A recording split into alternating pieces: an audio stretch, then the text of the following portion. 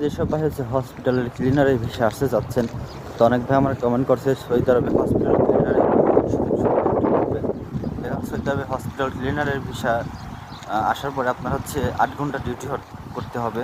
তো 8 ঘন্টার বাইরে যে সময়টা পাবেন আপনি হচ্ছে বাইরে ইনকাম করতে পারবেন, বাইরে হচ্ছে পার্ট টাইম যে কোনো কিছু করতে পারবেন।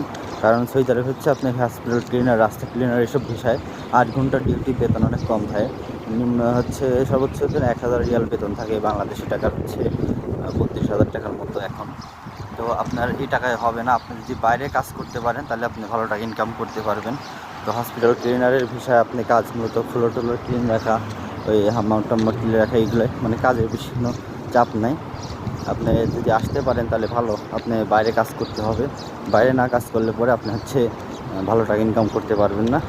তো আপনারা যদি আরও কোনো কিছু জানার ইচ্ছা থাকে অবশ্যই কমেন্ট করবেন, আমি হচ্ছে আপনার রিপ্লাই দেওয়ার চেষ্টা করব। তো ভালো থাকবেন সবাই।